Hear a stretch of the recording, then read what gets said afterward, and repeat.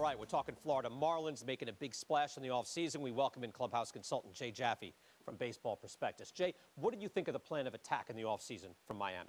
I think it's a pretty compelling, case that they've made for themselves.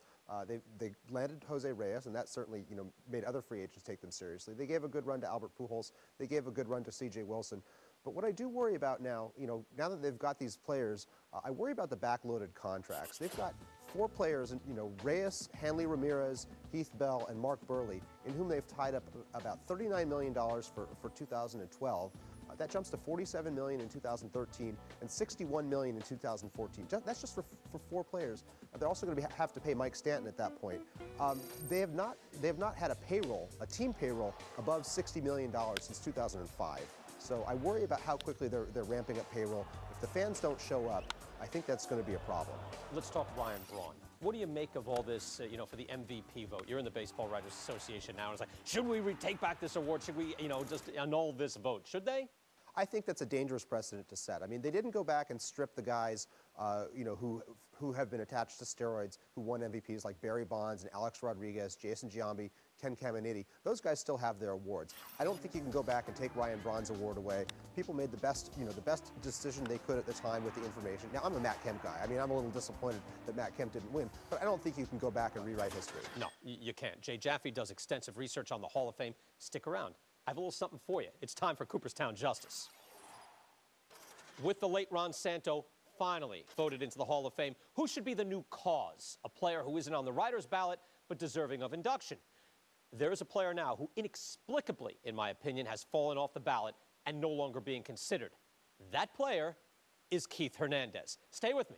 Let's start by talking about what's important offensively. The single stat with the biggest influence on winning baseball games is on-base percentage. Keith Hernandez, in his 8-year prime, was in the top 3 in on-base 7 times in the National League. In the 1 year he wasn't top 3 in the NL, he was 7th, so top 7 every single year. For his career, he has a .384 on base, slugging .436. That's a dominant offensive player. The 80s were also a low-scoring era. Take a look at Hernandez's neutralized numbers, where Baseball Reference adjusts the numbers to a normal run-scoring environment. He has a .396 on base now, slugging .450. He's not a home run hitter. I know this. Not known for his power. I understand, but .450, that's not Punch and Judy. And oh, by the way, that's not the best part of his game. Hernandez is the best fielding first baseman in the history of baseball. Statistically, the best fielders around the diamond are Brooks Robinson at third, Ozzie Smith at short, Bill Mazeroski at second. That makes sense, right? Defensive stats can be misleading, but sometimes it makes perfect sense. And there is a way of measuring first basemen beyond how many good scoops they make on throws. It was called by Bill James the Keith Hernandez breakthrough. James found that first basemen separated themselves by making assists at all bases other than first. The flip to first is sometimes just a slow first baseman tossing it to the pitcher who has to run. And out at second, third, or home from a throw by a first baseman, that's a very important out. And James found that Hernandez was often making 20 to 30 more outs per season than the average team. As James wrote, Hernandez's teams, quote, always had a huge, huge number of assists not to first base, end quote.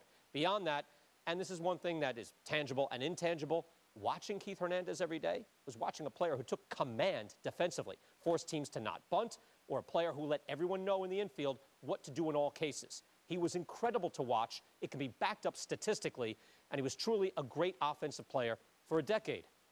That's a Hall of Famer, and I'm stunned the writers who are supposedly watching these games don't see it that way. Let's welcome in Jay Jaffe once again. Good to have you back. All right, what do you think of the Keith Hernandez case, Jay? Well, when I look at him using my JAWS system, which is basically a system to compare each player who's a Hall of Fame candidate against the players who are at his position who are already in the Hall of Fame using our Baseball Prospectus wins above replacement player metric, he comes up just a little bit short on both the career and peak fronts.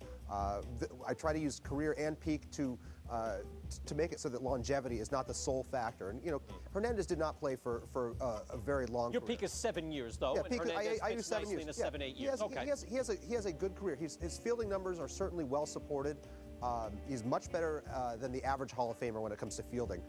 But I'm looking at the numbers. Look, I appreciate that you have a process, you have a methodology, of course. But what he was good at, Jay, as far as getting on base, as far as fielding, he's at the very top of the food chain. I mean, I know he's not hitting like Lou Gehrig or even for power like Willie McCovey or Harmon Killebrew, but what he did do was about the best of all time.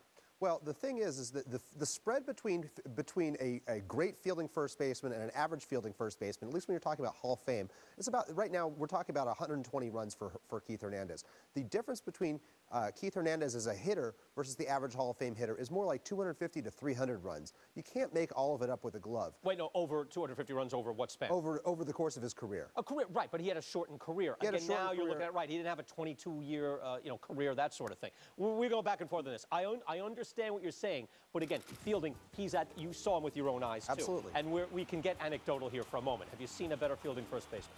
I would put Albert Pujols up in the discussion. Pujols, it's very difficult to quantify fielding. It's very difficult to quantify fielding. Throws to the other bases that we were talking about. Bill James, though, he makes those many throws. I don't know if he makes as many. I didn't get to see as many games with Hernandez. Here's a question I have though.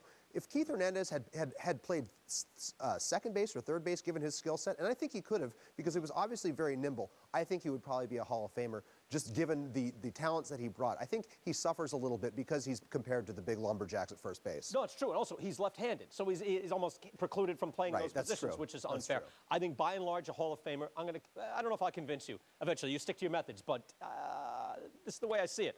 Anecdotally, statistically, I can back it up. On base, fielding, we'll talk again.